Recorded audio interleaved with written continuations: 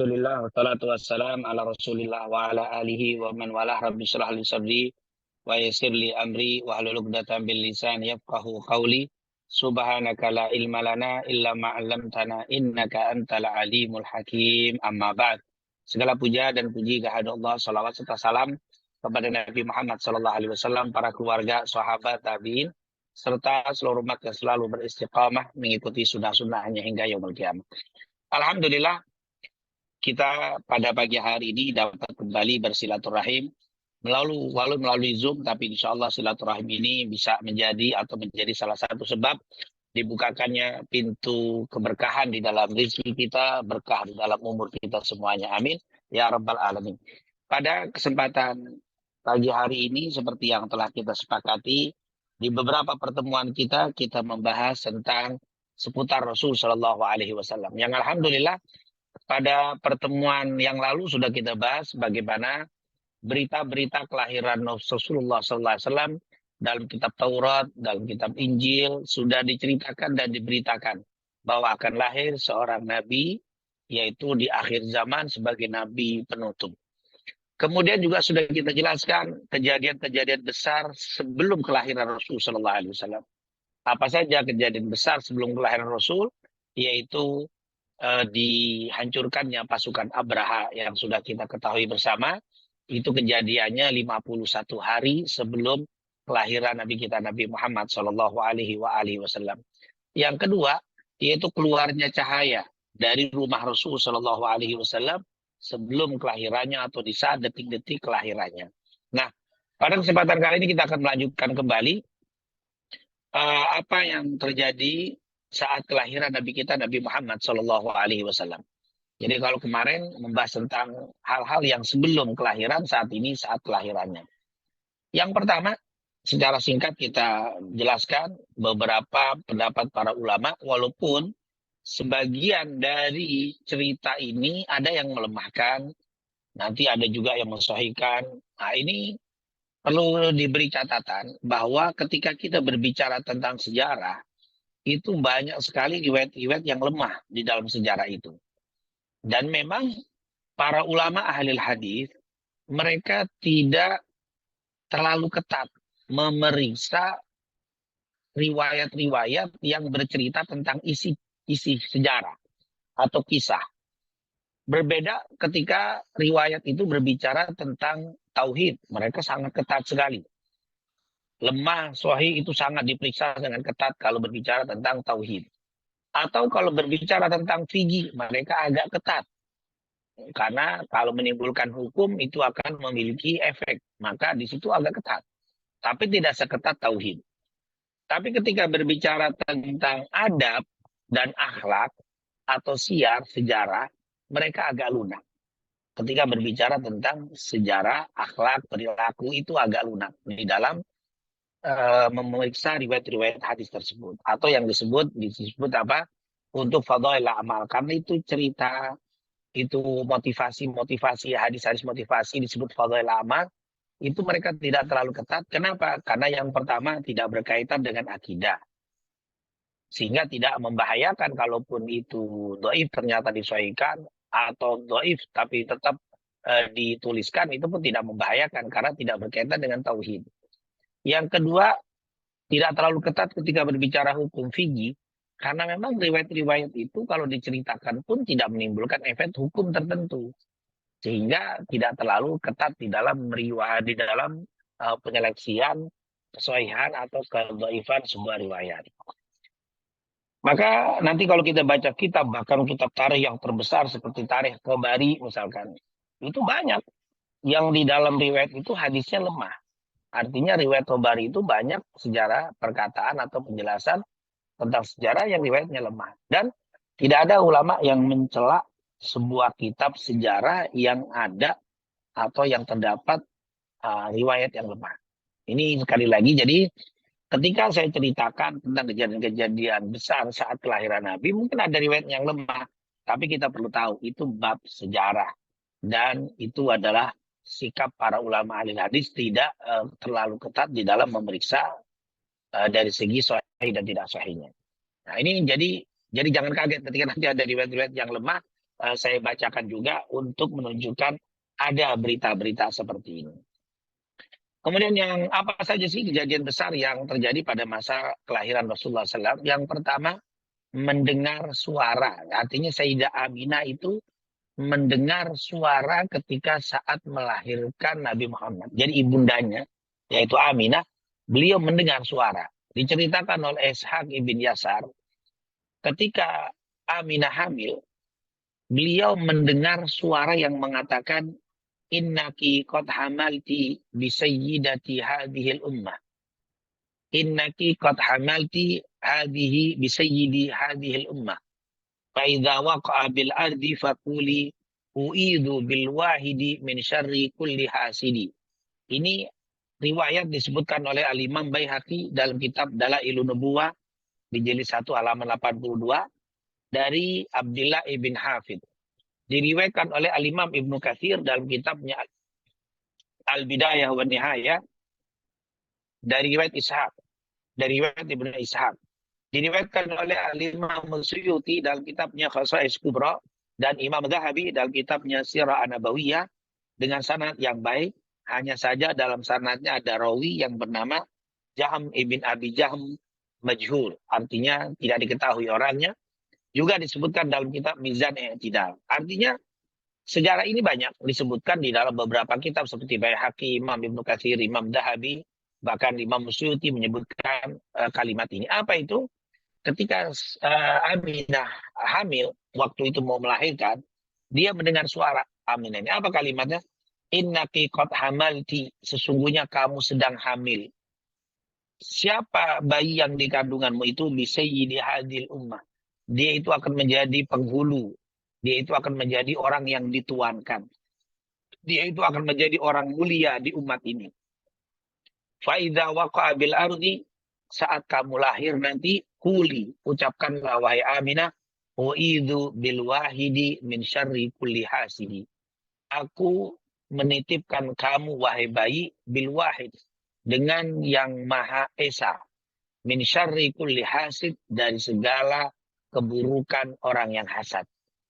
Nah, itu adalah kalimat yang didengar oleh Aminah ketika saat melahirkan Nabi Muhammad SAW. Nah, ini kalimat ini, ucapan ini dari mana? Dari riwayat Imam Baihaqi, dari Imam Ibnu Katsir, Imam Suyuti, Imam Zahabi. Para ulama menyebutkan, walaupun di dalam sanadnya ada seorang rawi yang majhul. Artinya ada seorang rawi yang tidak diketahui siapa nih identitas orang ini. Dia namanya Jahm bin Abi Jahm, tapi jujur apa tidak jujur, baik apa tidak baik tidak diketahui. Hanya namanya diketahui, tapi perilakunya tidak diketahui. Maka ketika ada seorang rawi seperti ini, maka langsung dikatakan hadis ini lemah. Karena kelemahan tidak diketahui perilaku Jahm bin Abi Jahm. Nah, inilah kejadian unik sebelum kelahiran Nabi Muhammad. Jadi sebelum kelahiran Nabi Muhammad, ibundanya mendengar kamu akan melahirkan seseorang yang akan menjadi pemimpin muka bumi. Itu didengar. Apakah Sayyidah Aminah tahu kalau itu Rasul menjadi orang hebat? Tahu. Tapi dia tidak tahu dia seorang nabi. Karena belum sempat Sayyidah Aminah itu mendengar Nabi menjadi nabi, dalam artian masih kecil dia sudah meninggal dunia. Sayyidah Aminah sudah meninggal dunia. Jadi tidak tahu bagaimana Rasulullah di masa dapat wahyu. Tapi dia tahu anak ini anak yang akan menjadi pemimpin. Dan itu beliau rasakan ketika lahir, keluar cahaya, itu hadisnya sahih. Dia tahu ini sesuatu yang unik dan ini sesuatu menandakan bahwa ini anak luar biasa, tidak menjadi seperti anak biasa.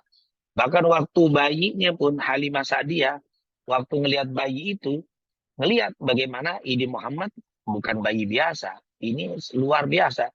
Sampai-sampai Sayyidah Aminah, maaf, ada susu asinya yang tadinya kering, ketika menggendong Nabi Muhammad itu langsung penuh. Bahkan ontanya yang tadinya lemah menjadi semangat ketika dinaiki oleh Sayyidah Aminah yang menggendong, dia waktu digendong oleh ibunda susuannya yaitu Halimah. Waktu dinaiki itu onta menjadi segar, menjadi semangat. Nah, ini menunjukkan mereka itu tahu saat bayi Nabi Muhammad ini bukan manusia biasa. Itu merupakan hal yang sudah diketahui bersama di zaman itu. Itulah kejadian sebelum kelahiran Nabi yang pertama. Ibundanya mendengar suara, kamu akan melahirkan seorang pemimpin. Kemudian berita dari orang-orang Yahudi. Dikatakan oleh Aisyah, dulu ada orang yang datang ke Mekah dan menanyakan, apa itu kejadian, apakah ada orang yang akan lahir atau lahir di hari malam ini. Jadi kelahiran Nabi di hari itu menghebohkan orang-orang ahlul kitab, yaitu orang-orang Yahudi. Jadi detik-detik kelahiran Nabi Muhammad SAW. Dan pada akhirnya tanggal 12 Rabiul Awal pada hari Senin, Rasulullah SAW dilahirkan di rumah ibundanya, yaitu di dekat Bukit Sofa. Jadi rumah Nabi itu berada di dekat Bukit Sofa. Rasulullah lahir di situ, lahirnya di waktu malam. Jadi riwayat yang banyak menyatakan Rasulullah itu lahir di waktu malam, sehingga waktu lahir itu nanti terlihat ada beberapa kejadian aneh, di antaranya cahaya. Dan cahaya itu terlihat jelas. Dan itu menunjukkan bahwa kata para ulama Rasulullah itu lahir di hari Senin, tanggal 12 Rabiul Awal, disebut tahun gajah, itu karena 51 hari sebelum kelahiran Nabi, kejadian besar yang menimpa orang Mekah saat itu adalah dihancurkannya pasukan Abraha, dan waktu kelahirannya di hari Senin. Maaf, di waktu malam. Jadi di waktu malam hari, di hari Senin, tanggal 12 Awal, tahun gajah. Tepatnya 20 April tahun 570 Masehi. Berarti 570 tahun setelah lahirnya Nabi Isa, lahirlah Nabi kita Nabi Muhammad SAW. Jadi jarak antara kelahiran Nabi dengan Nabi Isa 570 tahun. Hal ini dijelaskan kelahiran Nabi di dalam Sahih Muslim dari Abu Qatadah, anna Rasulullah SAW su'ila an saumi yaumil itsnin. Rasulullah pernah ditanya tentang puasa di hari Senin. Maka beliau berkata, dzalika atau dzaka yaumun wulidtu fihi. Itu hari adalah di mana aku dilahirkan. Jadi Rasulullah dilahirkan di hari Senin. Apa kejadian aneh atau kejadian yang di luar kebiasaan saat kelahiran Nabi? Ada beberapa kejadian yang dicatat oleh para ulama sejarah, kejadian yang unik saat kelahiran beliau. Yang pertama, saat melahirkan. Saat melahirkan apa? Berkata Abdullah bin Abbas, saat melahirkan Nabi Muhammad, Aminah ibundanya tidak merasakan sakit sedikit pun. Kan disebutkan, la tajidu alaman wala ilala. Artinya waktu Sayyidah Aminah melahirkan Nabi Muhammad, beliau tidak merasakan sakit sedikit pun saat Rasulullah lahir. Oleh karena itu para ulama mengatakan setiap kita ini pernah menyakiti orang. Setiap kita ini pernah menyakiti orang yang paling kita sayangi, yang wajib kita cintai. Siapa itu? Orang tua kita, wabil khusus ibu kita. Sebaik-baiknya kita, waktu kita keluar, ibu kita nangis. Saat kita dilahirkan, ibu kita merasakan sakitnya luar biasa. Berarti setiap kita itu pernah menyakiti orang, terutama ibu kita. Makanya sering ulama mengatakan, seandainya engkau melakukan begini dan begitu kepada ibumu, seandainya engkau melakukan berbagai macam amal kebaikan untuk ibumu, niscaya tidak akan terbalas. Kenapa? Karena saat melahirkan ibumu itu wahnan ala wahnin. Dalam keadaan capek, lelah, sakit di atas sakit. Wa fisaluhu fi amain. Dan engkau disusui selama 2 tahun. Itu pun luar biasa. Kita bisa tahu seorang ibu bagaimana menyusui anaknya.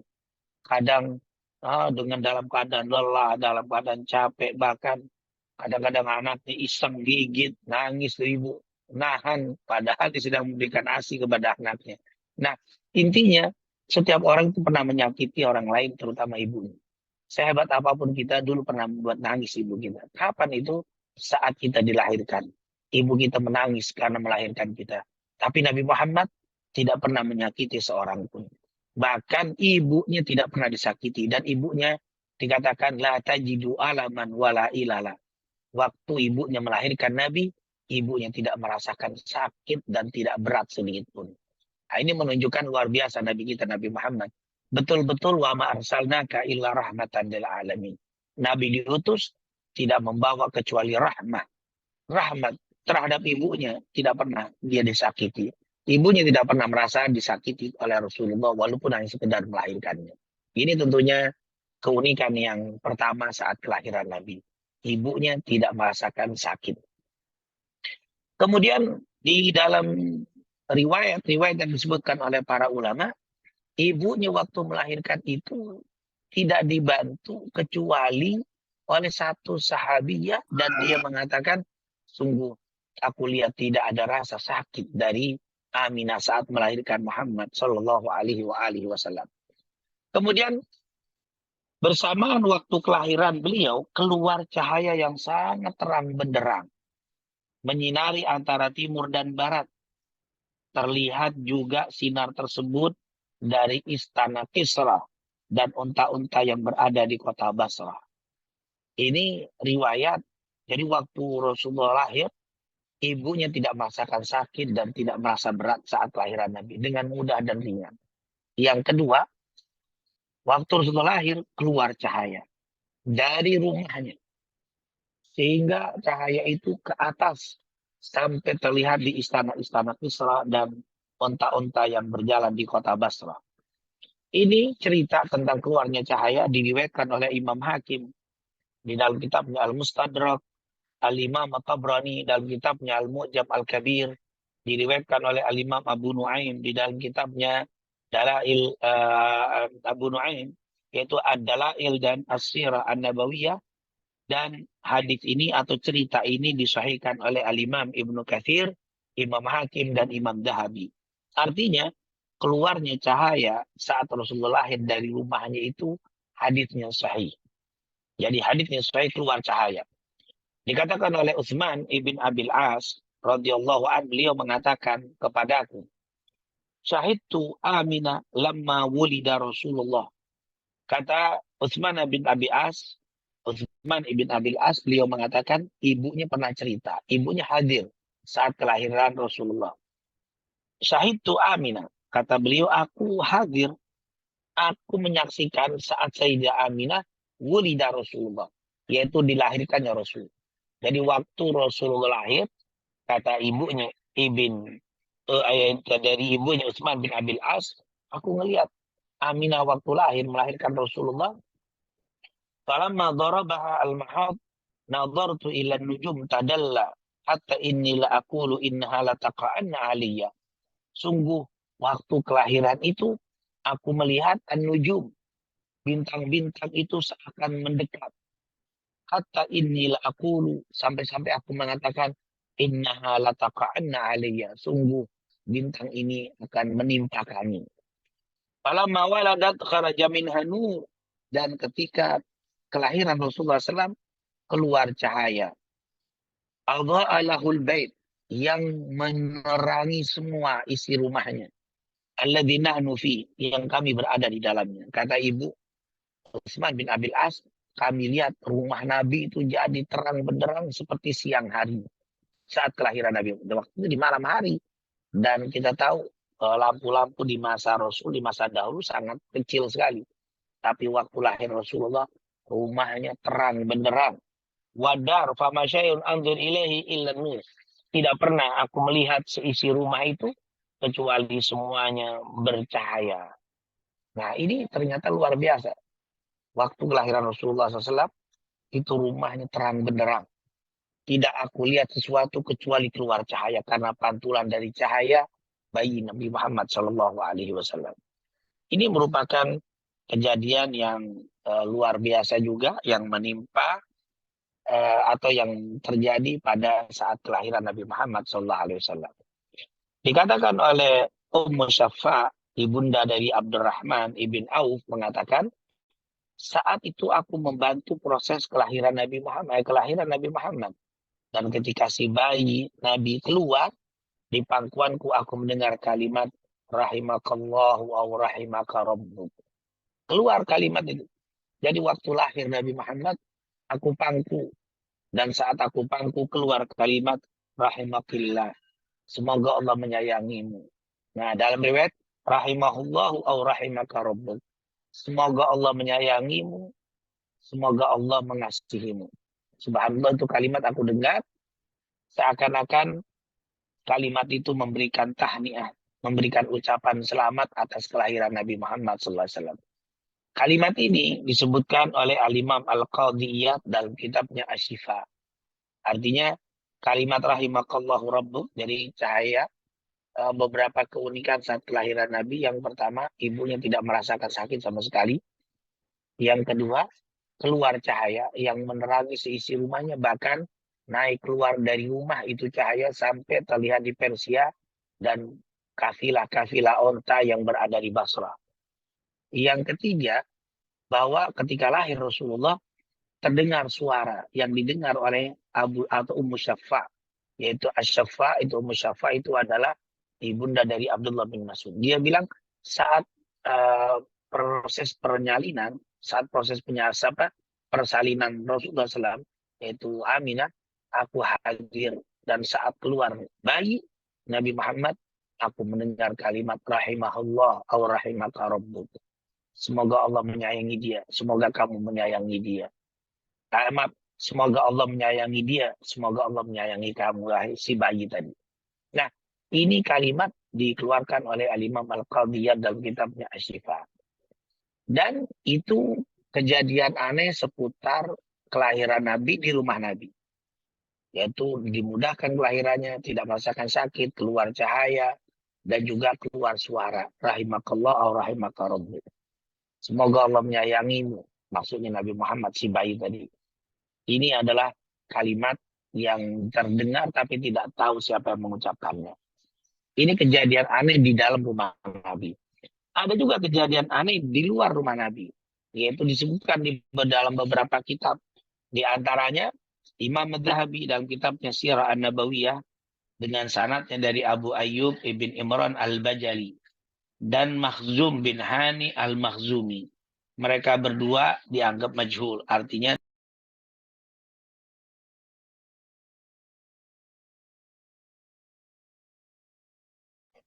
Afwan Ustadz, seperti di mute. Ya.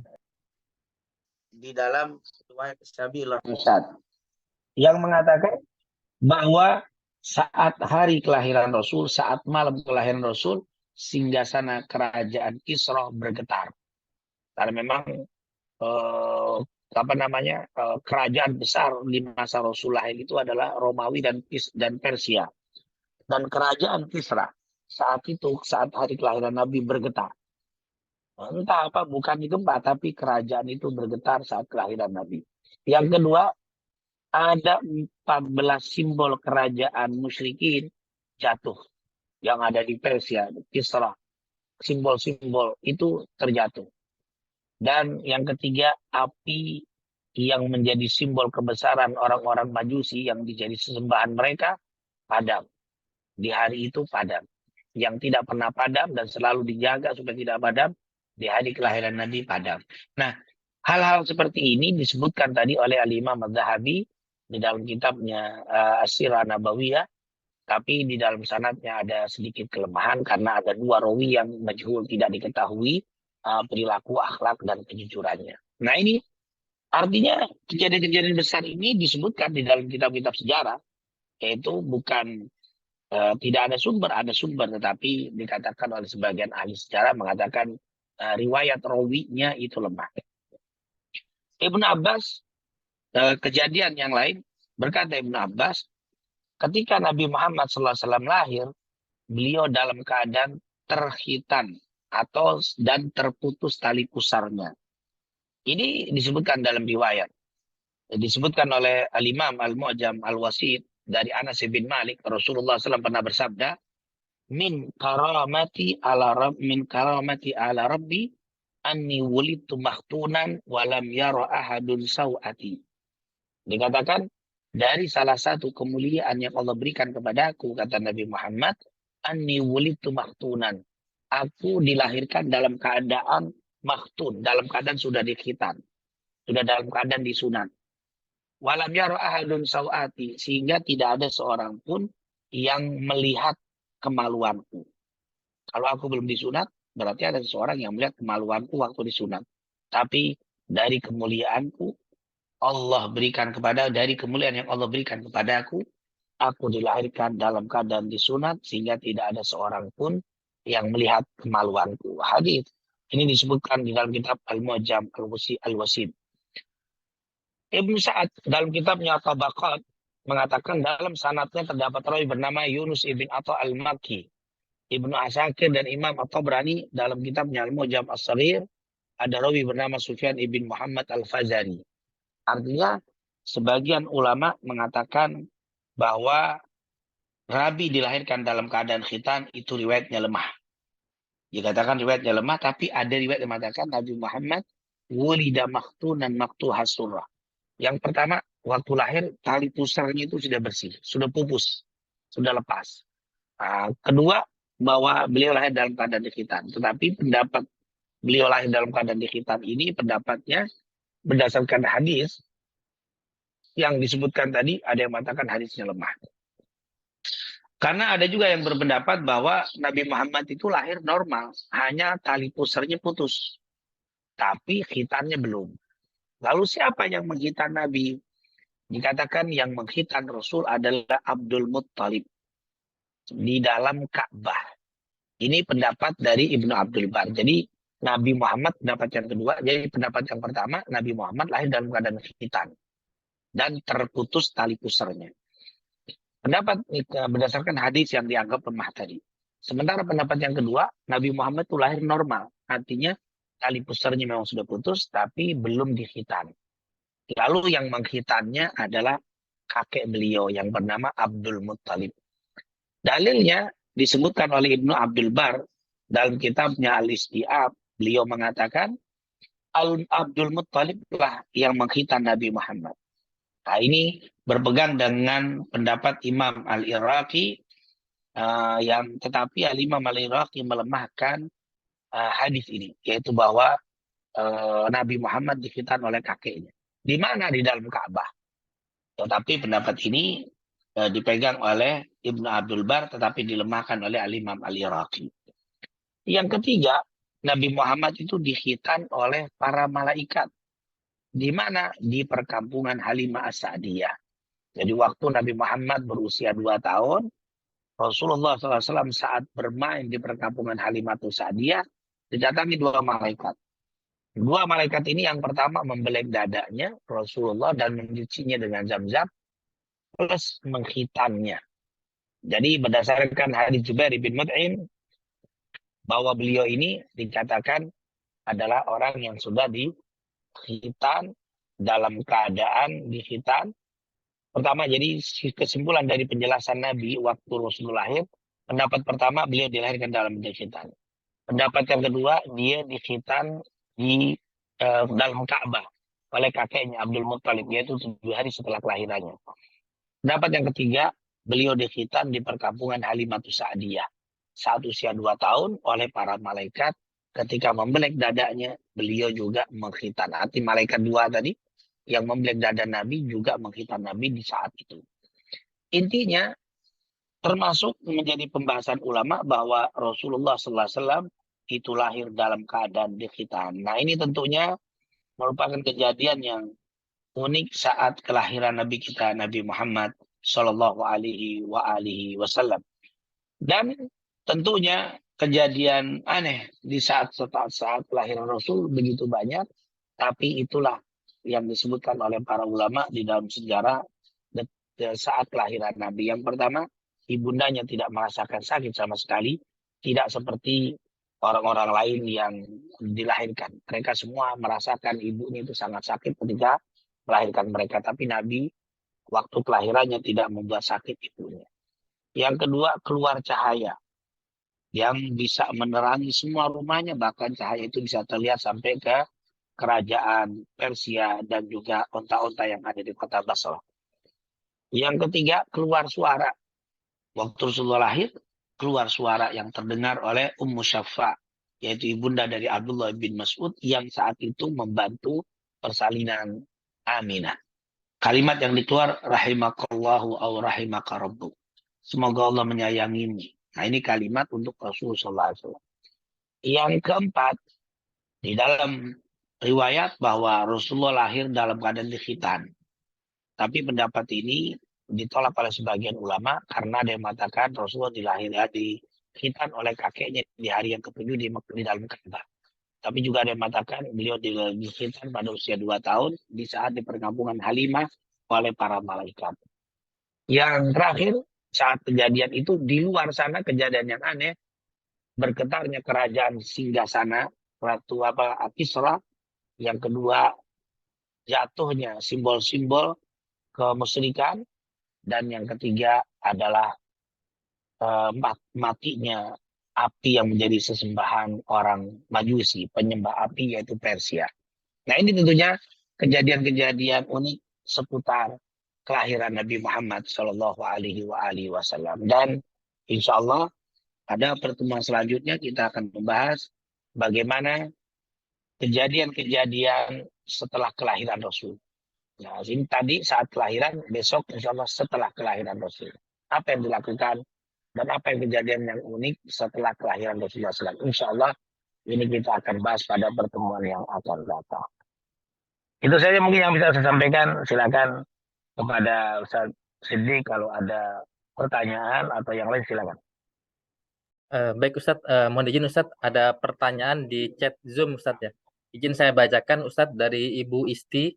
Mungkin satu dulu aja Ustadz ya, karena yang kedua dari Pak Selamat ada 2 pertanyaan Ustadz. Dari Ibu Istianti, Assalamualaikum ya Habibana, izin bertanya terkait saat kelahiran Nabi Muhammad SAW, disebutkan dalam Maulid Simtudiror dan Barzanji bahwa saat kelahiran dihadiri oleh Siti Maryam dan Siti Aisyah. Padahal dalam kitab Taurik Ibnu Hisham tidak ada info hal tersebut. Mohon penjelasannya Ustadz. Iya, memang itu dia. Di dalam kitab sejarah ini, sejarah bukan hanya satu kitab. Ibnu Hisham adalah kitab yang sangat terkenal yang berbicara tentang Rasul. Tapi selain Ibnu Hisham, di sana banyak ada kitab-kitab sejarah yang lainnya. Seperti Tabari dan yang lainnya. Nah, maka ketika penulis Rawi, yaitu Rawi ini, maaf ya, buku Rawi itu adalah buku yang berbicara tentang Rasul.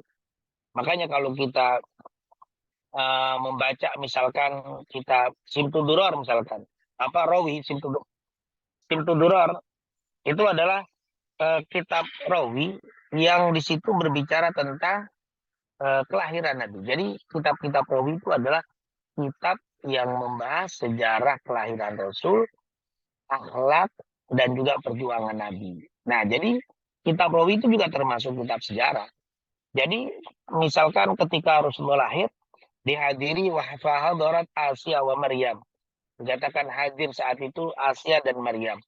Di kitab Simtudur disebutkan atau di kitab-kitab lain disebutkan, tapi di kitab Ibnu Hisham tidak disebutkan. Mungkin kitab yang mengatakan hadir Sayyidah Maryam dan Asia itu bisa jadi dia mengambil dari sumber yang bukan dari Ibnu Hisham, karena kitab sejarah itu banyak. Tapi wallahu alam tidak disebutkan dari kitab apa. Itu yang pertama. Terus yang kedua, boleh jadi beliau itu mendengar cerita tentang hadir Sayyidah Maryam dan Asia saat kelahiran Nabi dari gurunya. Tapi gurunya waktu menceritakan tidak disebutkan sumbernya, sehingga secara lisan. Maka dia sebutkan pun secara lisan. Tidak disebutkan sumbernya dari mana. Seperti dia mendengar dari guru-gurunya. Nah ini tentunya banyak kemungkinan terjadi. Kemudian yang ketiga, mungkin juga di dalam terjemahan bukan berarti secara fisik. Yaitu karena dihadiri oleh orang yang mulia, wanita. Kenapa nggak para nabi atau orang, kenapa? Karena memang ini kelahiran. Nah, kelahiran tentunya yang layak menghadiri adalah wanita, tidak laki. Walaupun sekarang itu kalau orang kelahiran kadang dokternya laki. Tapi di zaman dulu tidak mau. Makanya tadi disebutkan dari Utsman ibn Abil As, ibunya hadir di persalinan Sayyidah Aminah. Kemudian juga Ummu Syafa, ibunya Abdullah bin Mas'ud, ibunya semua. Begitu juga boleh jadi pemahaman mereka orang-orang yang mulia. Dan wanita tidak ada yang mulia. Kata Rasulullah, kamu la minar rijal kafir walam yakmul minan nisa illa. Wanita, laki-laki yang mulia itu banyak. Tapi perempuan yang mulia itu susah kecuali. Artinya nggak banyak seperti laki-laki. Bukan berarti tidak ada yang mulia. Wanita itu banyak yang mulia, tapi kalah dengan laki-laki. Yang mulia itu disebutkan Asia, Maryam. Jadi menyebutkan itu kalimat Asia dan Maryam. Nah ini tentunya mungkin beliau mendengar dari guru-gurunya yang menceritakan tentang itu tapi tidak menyebutkan referensinya. Sehingga beliau juga menuliskan tanpa menyebutkan referensi.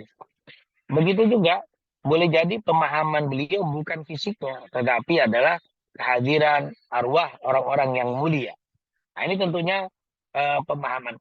Yang terakhir, memang beliau itu, yaitu para penulis ini, banyak yang mendengar dari kisah-kisah sejarah-sejarah yang menceritakan di dalam rawinya itu, yang memang berdasarkan dari tadi, tasmi, mendengar. Sehingga dia menyebutkan, tapi tidak menyebutkan referensinya. Jadi menyebutkan mendengar. Seperti kita kadang-kadang katanya begini cerita. Terus waktu dia menulis disebutkan juga cerita katanya. Ya, sehingga itu bisa jadi terjadi seperti itu. Wallahu a'lam bishawab. Jadi memang apa yang dituliskan di satu buku kadang-kadang nggak dituliskan di buku lain. Kadang-kadang buku ini tidak, di buku yang lain dituliskan. Jadi itulah kalau kata para ulama, apa yang dituliskan tidak meniadakan yang buku yang tidak menuliskan. Maksudnya begini, kalau di buku ini tidak ada, berarti di buku itu salah karena tidak ada di buku ini, bukan itu. Karena di buku Ibnu Hisham tidak ada kata-kata itu, berarti kata itu tidak benar, enggak. Karena kitab sejarah sangat banyak, ada yang tertulis dan tercetak referensinya, ada yang ditulis tapi belum dicetak seperti maktutot ya, manuskrip, atau boleh juga dia mendengar dari lisan ke lisan dan tidak tahu gurunya tidak menyampaikan referensi dari mana, sehingga ketika dia menulis pun kita sulit untuk mencari referensinya karena mungkin dari lisan ke lisan. Kenapa kok tidak ada dalil kok berani misalkan penulis Rawi itu menuliskan cerita seperti tadi? Ya karena memang di dalam sejarah mereka tidak ketat di dalam menyeleksi riwayat. Berbeda ketika berbicara akidah, mereka sangat ketat. Dalilnya akan dicari. Ketika berbicara tentang hukum, mereka ketat. Tapi kalau berbicara sejarah, berbicara fadail, keistimewaan-keistimewaan, maka mereka agak lunak di dalam memeriksa riwayat-riwayat yang mereka dengar. Wallahu a'lam bishawab. Baik Ustadz, Jazakallahu atas jawabannya. Mungkin izin menyampaikan pertanyaan dari Pak Selamat Riyadi Ustadz. Ada dua pertanyaan. Yang pertama, belakangan ada sekelompok orang yang mempermasalahkan kesahihan jalur nasab zuriat Rasulullah SAW. Sebenarnya siapakah orang-orang tersebut dan apa tujuannya?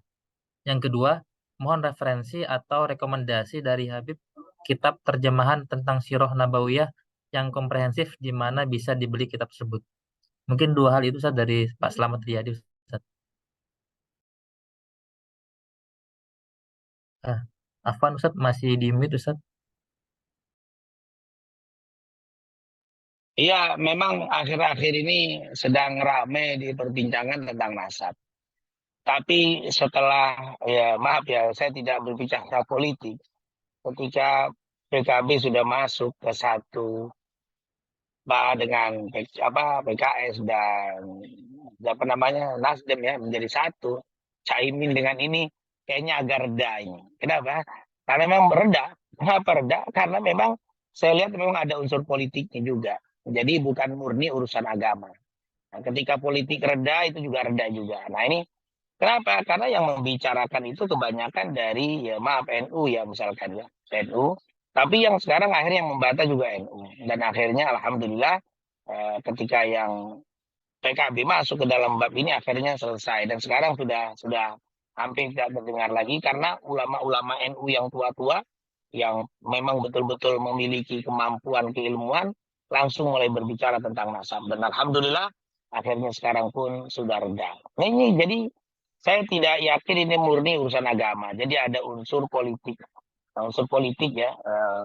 Allah alam saya tidak terlalu jauh membahas tentang politik. Tapi intinya kalau bicara tentang nasab itu di Timur Tengah sendiri. Di Timur Tengah. Nasab tentang Ahlul Bait, baik Al-Attas, As-Sujab itu nempel atau nyambung sampai ke Rasulullah SAW itu tidak ada yang meragukan dari Timur Tengah bukan hanya Indonesia. Bahkan ulama-ulama Syekh Utsaimin pernah ditanya bagaimana keadaannya.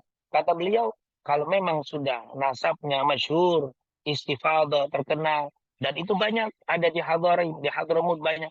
Syekh Utsaimin pun sudah memberikan clear bahwa itu ada. Begitu juga Syekh bin Baz, tidak bisa dipungkiri. Karena orang-orang Arab itu sangat ketat di dalam menjaga nasab. Sangat ketat. Terlebih lagi yang ada duriyah, yang ada hubungan dengan Nabi. Kenapa? Dari zaman sahabat, dari zaman sahabat, tabiin itu mereka dicatat. Kenapa mereka harus dicatat nasab Ahlul Bait itu? Karena mereka itu dapat bagian dari humus. Jadi mereka ada Baitul Mal, dia harus dapat dari Ahlul Bait itu dikasih. Dan siapa yang Ahlul Bait itu tercatat supaya tidak salah di dalam memberikan bagian dari Baitul Mal. Karena mereka itu tidak menerima zakat. Ahlul Bait, keturunan Ahlul Bait itu tidak boleh menerima zakat dan mereka hanya dapat dari Baitul Mal. Nah, tentunya para raja, para khalifah di zaman dulu, mereka harus tahu siapa saja yang dapat Baitul Mal. Maka tercatatnya itu bukan hanya pribadi, tapi negara pun nyatat. Oleh karena itu, hal-hal seperti ini sudah dari zaman ke zaman berjalan. Kemudian yang kedua, pada dasarnya, atau fin nasab minal kufur. Rasulullah bilang mencaci, mencela nasab itu adalah sebagian dari kekafiran. Maksudnya mencela nasab, kekafiran itu apa? Ada dua kata ulama. Yang pertama, mencaci maki nasab orang itu tidak boleh. Misalkan maaf ya, kebilah fulan, misalkan kalau dari Batak, misalkan ada si Ombing atau apa itu kalau kita celak, caci maki nasab itu termasuk kekafiran dan termasuk perbuatan jahiliyah. Itu tidak boleh.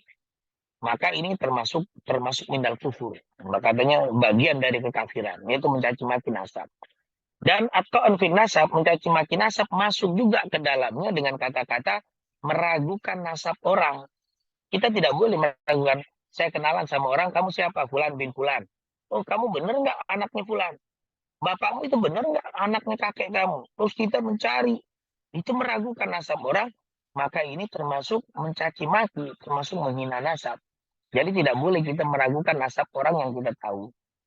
Dan kata para ulama, orang meragukan nasab orang berarti secara tidak langsung dia menuduh zina. Itu namanya qadhaf. Kalau saya meragukan nasab susulan, berarti saya meragukan kebaikan orang tuanya. Jangan-jangan orang tuanya dulu zina, sehingga dapat anak ini. Jadi anak ini diragukan. Maka menuduh atau meragukan nasab seseorang, itu tidak diperbolehkan. Kecuali, kata Imam Malik. Imam Malik pernah mengatakan, al-aslu al-muslim mu'taman ala ansabihim. Pada dasarnya orang muslim itu dipercaya dengan nasab-nasab mereka.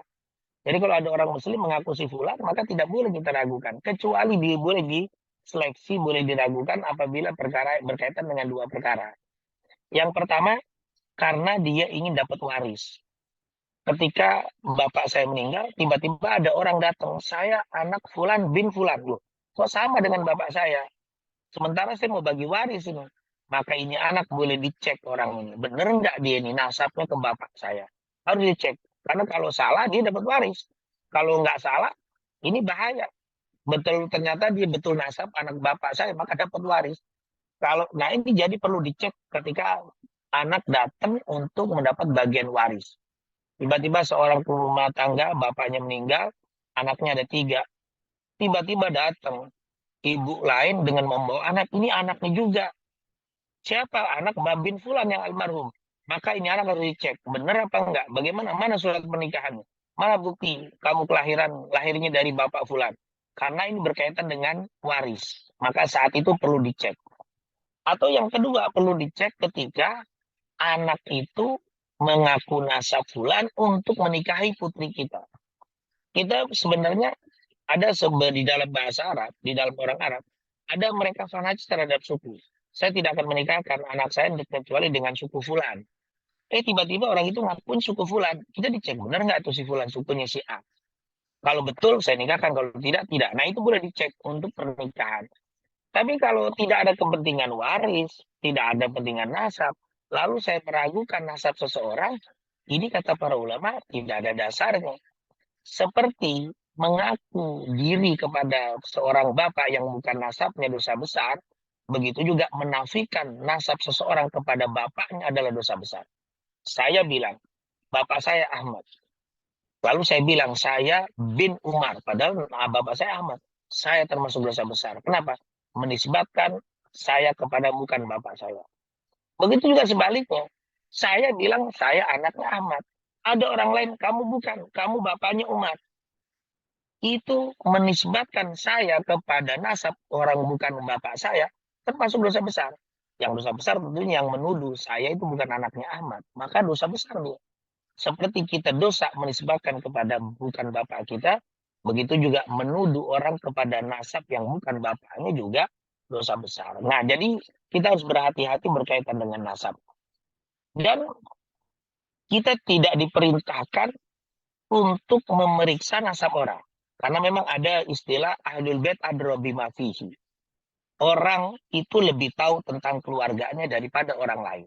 Saya lebih tahu tentang keluarga saya dibanding bapak yang bukan keluarga saya. Kalau bapak mengoreksi nasab saya, itu tentunya kalau saya mengatakan iya, bapak mengatakan tidak, secara logika tentunya saya pasti lebih diterima karena ahlul bait adra bima fihi. Karena saya ahlul bait, keluarga saya, bapak saya, kakek saya lebih tahu daripada tetangga saya. Nah, itu tentunya berbicara tentang nasab. Dan ini sudah berjalan dari karnan ala karnin. Dari zaman sampai 200, 300 Hijriah, 400 Hijriah, 500 Hijriah terus. Bahkan dari zaman Kiai Hasyim Asy'ari, Kiai ulama-ulama besar tidak ada yang meragukan. Tiba-tiba sekarang baru timbul yang meragukan. Dan yang meragukan ini uniknya juga mengaku bahwa mereka juga keturunan dari Wali Songo. Bahkan tim yang meragukan Ahlul Bait dari Ubaidillah itu adalah kelompok yang mengatakan ikatan Duriyah Wali Songo. Artinya ada apa ketika menisbatkan kepada Ubaidillah dihilangkan sementara mereka menetapkan diri sebagai dari Ahlul Bait juga. Nah, ini tentunya makanya timbullah sampai istilah orang-orang bilang begal rasab. Kenapa? Karena dia bukan ingin membatalkan, tapi ingin membatalkan dan menetapkan dirinya sebagai Ahlul Bait. Nah, ini tentunya sesuatu yang unik, tetapi tentunya orang-orang yang mengerti tentang nasab tidak akan terlalu banyak menanggapi. Kenapa? Karena memang ini bukan unsur. Maaf kalau cerita ilmiah, maaf. Kadang-kadang kita suka bilang ini ilmiah, tesis. Kalau kita terjun dalam semua kan kita jamaah yang hadir di sini adalah orang-orang pendidikan. Tesis itu tentunya harus diketahui kuliah di mana. Tesis itu kan tulisan S2. Tulisan ini kuliah apa, kemudian siapa yang menyidang tesis tersebut.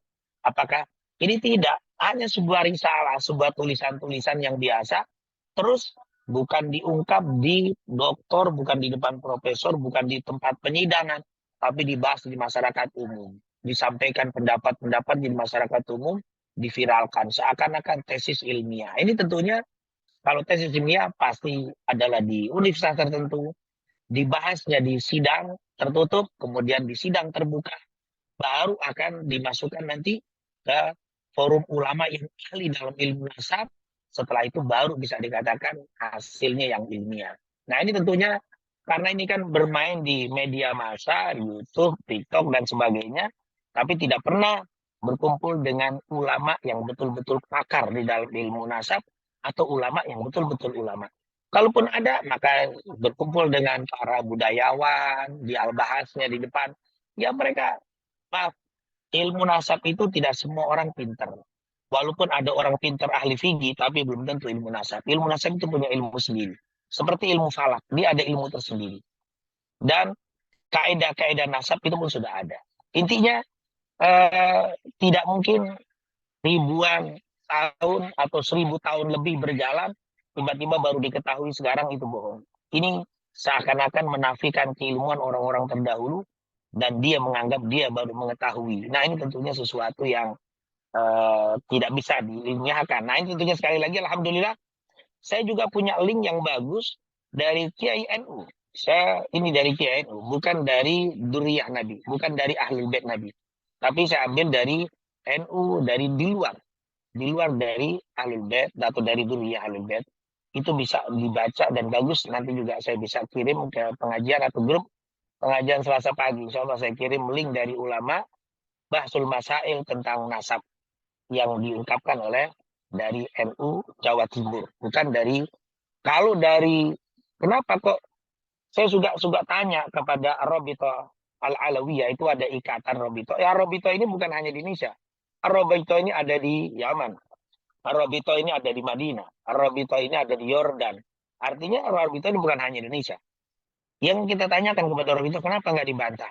Kalau dibantah sama Robito sendiri, nanti disangkain modus, nanti disangkain bela diri, dan seterusnya. Lebih baik dibiarkan biar orang lain saja yang membahas. Dan ternyata banyak para ulama dari luar Robito yang bukan dari jalur Ubaidillah itu dibahas.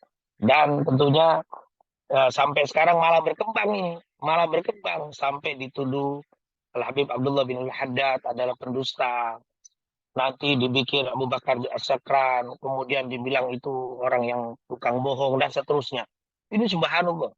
Ini kalau saya tanyakan kemarin kita umrah, ketemu dengan ulama Mekah yang mengajar di Madrasah Salatiyah, Syekh Ad-Dahlawi, ketika saya tanyakan, ini masalah urusan seperti ini, kita mendapati di muslimin Indonesia, yang dikatakan kita dapat di sebagian kaum muslimin kecil Indonesia ini ya syak fi tawasul fi di dalam nyambungnya silsilah dari Ubaidillah ibn Ahmad Al-Muhajir ibn Isa Arumi ibn Muhammad An-Nagib ibn Ja'far Sadiq ibn Muhammad Al-Bagir ibn Ali bin Abidin ibn Fatimah binti Ali atau ibn Ali ibn Fatimah binti Rasul. Apa kata beliau? Ada syaitan. Jawabannya dengan mudah, sudahlah, jangan ditanggapin, ada syaitan. Ada silsilah ma'rufah katanya. Ini silsilah sudah masyhur, sudah apa? Min qarnin ila qarn, dari generasi ke generasi sudah hal yang biasa. Oleh karena itu saya tidak membahas lebih detail pembahasan itu. Intinya sekalipun kalaupun ada usaha tapi tetap sudah diterangkan nggak mau juga tidak apa-apa, karena bukan sesuatu yang merugikan bagi Duriyah Ubaidillah. Untuk diakui tidak diakui itu pun tidak ada masalah, karena memang diakui pun mereka tidak ada kepentingan dunia. Bukan berarti diakui lo dapat duit, kan nggak juga. Diingkari juga nggak dapat duit juga, artinya nggak ada pengaruh. Masalah dicintai tidak dicintai itu tidak dipaksa, dan tidak ada Duriyah yang mengatakan kalian harus mencintai saya, kalian harus begini-begini, tidak ada. Dicintai itu karena perilaku mereka sendiri. Maka tentunya tidak perlu kita perbesar, tapi saya yakin insya Allah setelah proses politik, terutama presiden dan tidak presiden ini ke depan, insya Allah itu bersejalan dengan jalur perjalanan politik, insya Allah akan berhenti sendiri. Dan ini tentunya sudah tidak perlu banyak menghabiskan bab ini. Terlebih lagi nanti disinggung, ya maaf, salah satu capres kita adalah orang Arab. Nah, nanti akan dibawa-bawa lagi. Nah, ini tentunya saya lebih lihat lebih bawa unsur politik. Janganlah. Artinya kita jangan bawa-bawa itu, karena memang nanti akan pengaruh. Insya Allah. Sekali lagi, saya akan kirimkan nanti link-link itu, dan kita akan menghentikan bab itu, dan tidak perlu di-share banyak, cukup banyak pemberitahuan saja. Insya Allah. Dan yang luar biasanya, kita semua seringkali mengundang beliau-beliau itu dari forum-forum yang alim memang, tapi mereka memang tidak bisa datang, hanya di TikTok dan di YouTube atau di media-media seperti itu yang menyebar kalimat itu. Di masyarakat sendiri tidak terlalu banyak efek. Itu mungkin berkaitan dengan bab nasab ya, mungkin jadi takut panjang. Yang kedua tadi apa, maaf, pertanyaannya tadi? Izin Ustadz, terkait dengan rekomendasi kitab Sirah Nabawiyah Ustadz yang komprehensif, Ya, kira-kira bisa beli di mana Ustadz kitabnya? iya, memang kitab sejarah ini sangat banyak sekali ya. Tapi yang paling terkenal tadi yang disebutkan oleh Ibu Hajah Istia tadi berkaitan dengan Sirah Ibn Hisham. Itu sangat bagus. Sirah Ibn Hisham itu termasuk sirah yang banyak sekali dipakai. Bahkan di Madinah bisa dijadikan referensi itu, yaitu Sirah Ibn Hisham. Dan dia juga tidak terlalu banyak, dua jilid. Kalau yang besar itu kitab bagus adalah Syiar Alam Nubala.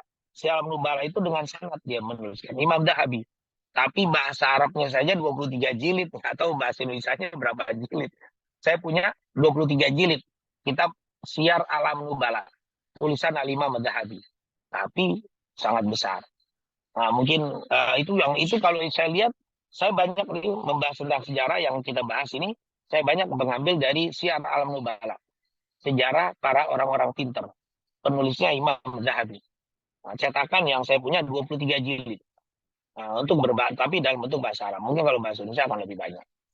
Atau mungkin kalau ada, karena Syama Alam Nubala itu 2 jilid pertama, jilid 1 dan 2, itu masih berbicara tentang khalifah. Maaf, jilid pertama tentang Rasulullah. Jilid kedua tentang khalifah. Jilid ketiga dan seterusnya sampai 23 jilid itu cerita tentang ulama-ulama setelah zaman sahabat. Yaitu dari zaman sahabat sampai tabi'in sampai sebelum pengarang. Nah itu. Jadi kalau mau Imam Zahabi bagus dalam Nubala, dibeli kitab sejarah Nabi ditulis oleh Imam Zahabi. Itu juga bagus. Nah, mungkin ambil 1 jilid, jilid yang pertama khusus tentang Rasulullah. Atau yang mau agak lebih besar, lebih ringan sedikit, Imam Ibnu Katsir. Imam Ibnu Katsir punya kitab Al-Bidayah wa Nihayah. Kalau aslinya 18 jilid. Tapi belum terjemahan itu 18 jilid. Imam Ibnu Katsir namanya Al-Bidayah wa Nihayah. Dan saya juga ada cetakannya 18 jilid. Tapi satu buku 2 jilid. Jadi hanya 9 kalau nggak salah. Jadi satu buku 2 jilid, 2 jilid. Nah, di jilid pertama cerita tentang Nabi Adam sampai Nabi Isa. Nah, di jilid selanjutnya khusus tentang Nabi. Jadi boleh tuh membeli atau mencari kitab sejarah Nabi Muhammad tulisan karya Imam Ibnu Katsir. Walaupun tidak semuanya itu, hanya motong dari satu jilid saja. Disebut sejarah Nabi Muhammad karya Imam Ibnu Katsir. Itu ada di dalam Al-Bidayah, dari kitab Bidayah, Al-Bidayah wa Nihayah. Atau yang terakhir boleh juga bagus tentang Nabi Muhammad, terutama yang unik-unik ya, yang sedikit garaib ya, sedikit nyeleneh, bukan nyeleneh, cerita-cerita yang kadang-kadang nggak ada di buku lain. Itu namanya, atau tentang kecintaan, tentang kejadian-kejadian unik, itu boleh juga dibaca kitab Asy-Syifa. Kitab Asy-Syifa karya Al-Qadiyat. Karya Al-Qadiyat. Dia cuma satu buku, 2 jilid, tapi terjemahannya nggak terlalu tebal lah. Dia itu Al-Qadiyat. Judulnya Asy-Syifa. Asy-Syifa itu cerita tentang Rasul dan kemuliaan Rasul, serta bagaimana hukum cinta kepada Rasul, dan hal-hal berkaitan dengan Rasul. Itu namanya Al-Qadi, penulis Al-Qadiyat, judulnya Asy-Syifa. Juga bagus, luar biasa. Dan banyak buku-buku lain. Dan saya punya satu buku yang bagus, disertasi S2 dari Madinah, dengan judul, tapi ini sudah dicetak, As-Sirah An-Nabawiyah, yaitu Sirah Nabawiyah bisanadin bi ahadits sahihah, yaitu As-Sirah An-Nabawiyah bi ahadits as-sahihah. Jadi sejarah Nabi berdasarkan hadis-hadis sahih. Ditulis Dr. Dia Akram Al-Umari. Penulisnya Dr. Dia Akram Al-Umari. Itu kita bisa lihat itu hadis-hadis sejarah Nabi berdasarkan hadis-hadis sahih. Tulisannya, pengarangnya Dr. Dia Akram Al-Umari. Akram Al-Umari, seorang tahu, dia Dr. Akram Al-Umari ini banyak nulis beberapa kitab, di antaranya kitab sejarah. Tetapi uniknya beliau nulis itu As-Sirah An-Nabawiyah, sirah Nabi berdasarkan hadis sahih, berdasarkan hadis-hadis sahih. Nah itu hanya 2 jilid yang saya punya, berbahasa 2 jilid. Mungkin insya Allah sudah diterjemahkan karena saya beli itu cukup lama. Tahun 98 saya beli, artinya cukup lama. Insya Allah sudah diterjemahkan. Nah, tapi nggak tahu ya sudah tapi insya Allah yang sudah lama begitu sudah. Yang bagusnya kitab ini, Dr. Dia Akram Al-Umari itu menuliskan kitab sejarah Nabi hanya berdasarkan hadis sahih. Kalau tidak sahih dilihat yang tuliskan. Jadi itu yang kalau Ibnu Hisham umum, Imam Zahabi dengan sanad, Ibnu Katsir umum, Asy-Syifa umum. Tapi kalau itu dia yang tidak sahih tidak dimasukkan.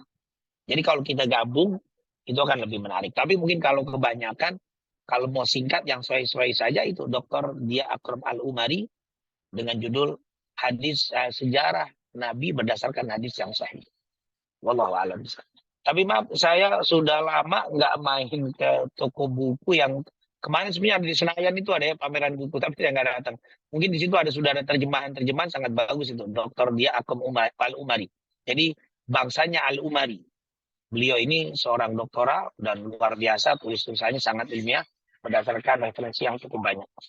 Wallahu a'lam.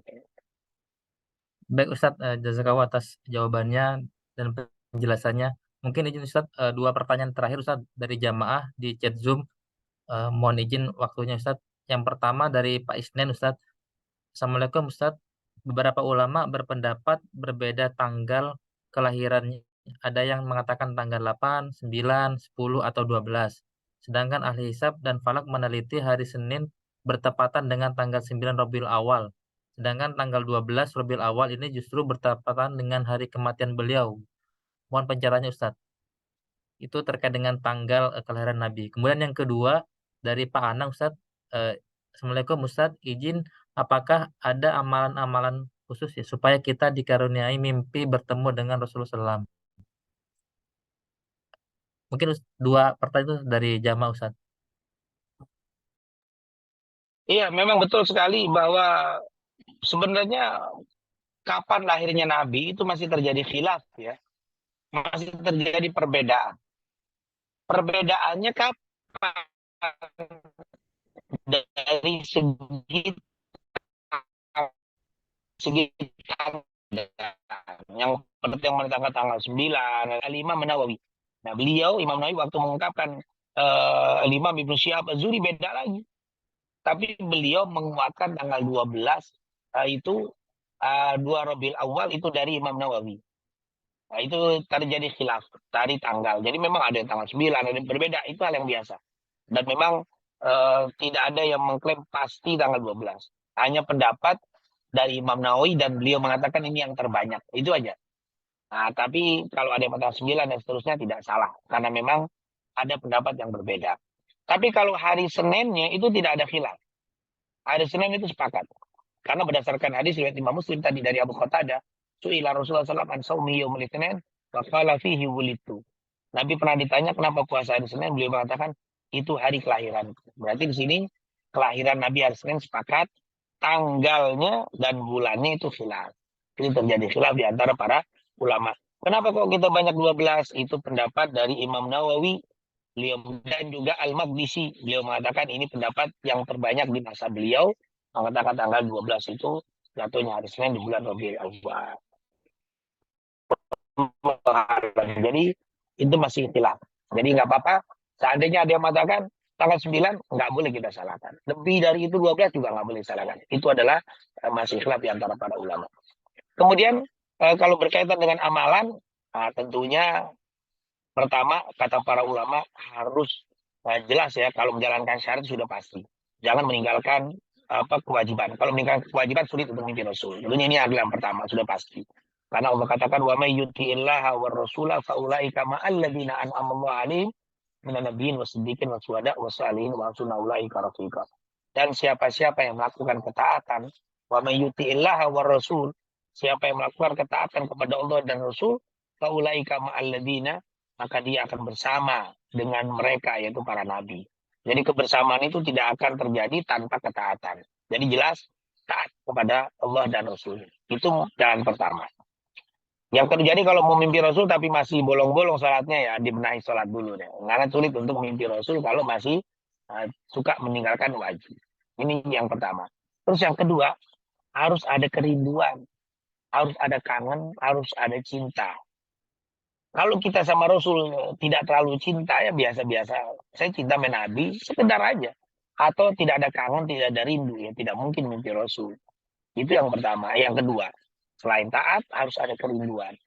Kalau kita rindu sama Nabi Muhammad, waktu kita bersolawat membayangkan ya Allah kapan bisa bertemu Rasul. Ya Allah rindu bertemu Nabi Muhammad. Ya Allah itu bisa itu membawa. Seperti kita ketika maaf ya merindukan orang yang kita cintai, kita cinta sama pula terus kita rindu. Kadang-kadang kita ke bawah tidur dan mimpi dari orang yang kita cintai. Tapi kalau mimpiin orang yang nggak pernah kita rindukan, mimpi yang nggak pernah kita cintakan tuh unik. Gitu. Mimpi mana nih? Kok tetangga saya mimpi, padahal saya nggak ada apa-apa sama dia. Ini agak unik. Jadi yang orang mau mimpi Rasul, ya pertama harus taat. Yang kedua, tentunya harus timbul cinta dan rindu. Tidak mungkin orang yang tidak rindu dan tidak cinta sama Rasul, mimpi Rasul tidak mungkin. Hasya wa kalla kata ulama. Rindu timbulkan kepada Rasulullah SAW. Yang ketiga, baru banyak bersalawat sama Nabi Muhammad. Tentunya Rasulullah pernah bilang, inna awlan nas bi yaumal qiyamah aktsaruhum alayya salatan. Sungguh orang yang paling pantas untuk duduk bersampingan dengan nanti di hari kiamat adalah banyak bersolawat. Kata Rasulullah, orang yang inna awlan nas bi yaumal qiyamah. Orang yang paling pantas untuk lebih dekat duduknya dengan aku nanti di hari kiamat, aktsaruhum aliyya salatan. Yang paling banyak kepada aku bersolawat. Artinya dengan solawat itu akan bisa menumbuhkan mimpi di dalam mimpi kita dengan Rasulullah SAW. Jadi taat secara umum yang wajib. Yang kedua, tumbuhkan kerinduan dan kecintaan kepada Nabi. Yang ketiga adalah perbanyak salawat. Dan yang terakhir tentunya adalah memperhatikan sunnah-sunnah Nabi. Memperhatikan sunnah. Lihat Imam Malik, ya, Malik bin Anas al-Asbahi, pendiri mazhab Malikiyah. Dia bilang apa? Ma ra'aitu fi ma nimtu fi lailatin illa ra'aitu habibi Muhammadan. Dia bilang apa? Ma nimtu fi lailatin. Saya tidak pernah tidur di waktu malam hari. Illa ra'aitu habibi Muhammadan. Kecuali aku bermimpi Rasulullah sallallahu alaihi wasallam. Jadi Imam Malik itu setiap tidur mimpi Rasul. Apa sih amalan Imam Malik? Beliau pernah ditanya, wahai Imam Malik, kalau saya ingin membaca Quran, apakah saya harus berwudu? Apa jawab Imam Malik? Saya kalau mau baca hadis, saya berwudu. Saya pakai baju yang bagus, lalu saya pakai minyak wangi, dan saya baca hadis Rasulullah, menghormati Rasulullah. Orang yang seperti ini wajar kalau mimpi Rasul setiap tidurnya. Begitu hebat penghormatan kepada Nabi Muhammad. Imam Malik, kalau lagi masuk ke kota Madinah, naik kuda dia turun dari kudanya. Kenapa? Aku tidak mau terhalang kakiku bersentuhan dengan tanah yang bersentuhan dengan badannya Nabi Muhammad. Di kota Madinah. Bagaimana orang seperti tidak mimpi Rasul setiap malamnya? Itulah. Jadi begitu luar biasa memperhatikan dan memuliakan. Bukan yang wajib, yang sunnah dari Rasul. Dia penghormatan kepada Nabi seperti itu. Itulah menjadi jalan untuk bisa bermimpi Rasulullah. Jadi taat secara umum, taat kepada Allah dalam hal yang wajib jelas, meninggalkan yang dilarang. Yang kedua, harus tumbuh rasa cinta dan rindu, kangen sama Nabi. Itu kalau timbul itu akan membawa. Yang ketiga adalah banyak bersolawat. Yang keempat adalah dengan memuliakan, mengagungkan sunnah-sunnah Rasulullah Sallallahu Alaihi Wasallam. Itu mungkin wallahu a'lam bishawab. Baik Ustadz, jazakallahu atas jawaban dan penjelasannya. Alhamdulillah kajian kita pada pagi hari ini telah selesai ya. Kepada para jamaah kami ucapkan terima kasih dan khususnya kepada Ustadz Abdul Segaf kami ucapkan terima kasih atas kehadirannya dan kesediaan beliau untuk mengisi kajian kita pada pagi hari ini. Mungkin kita tutup acara kita pada pagi hari dengan doa kepada Ustadz. Kami mohon berkenan untuk memimpin doa pada pagi hari ini. Baik, itu saja mungkin yang bisa kita sampaikan tentang sejarah Rasulullah SAW dan semoga apa yang kita pelajari, apa yang kita bahas ini menambah kecintaan kita kepada Nabi Muhammad, menambah kenalnya kita kepada Rasul, karena memang man arafahu ahabbahu wa man ahabbahu ata'ah. Sehingga saat kita sudah mengenalnya, tumbuh cinta kepadanya, dan tambah semangat untuk mengikutinya. Amin ya rabbal alamin. Rabbana taqabbal minna, innaka antas samiul alim wa tub alaina, innaka antat tawwabur rahim. Allahumma inna nas'aluka ilman nafi'an wa rizqan tayyiban wa amalan salihan maqbula. Wa sallallahu ala sayyidina Muhammadin wa ala alihi wa sahbihi wasallam. Walhamdulillahi rabbil alamin. Alhamdulillah kepada Ustadz atas doa yang disampaikan dan kami juga termasuk kepada para jamaah yang telah hadir pada pengajian kita pada pagi ini. Kita tutup dengan bacaan hamdalah, alhamdulillah dan doa kafaratul majelis. Subhanaka wa bihamdika asyhadu an la ilaha illa anta astaghfiruka wa atubu ilaik. Kurang lebihnya mohon maaf. Wassalamualaikum warahmatullahi wabarakatuh.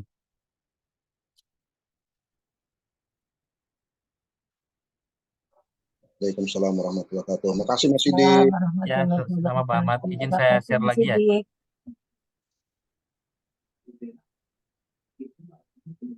Terima kasih.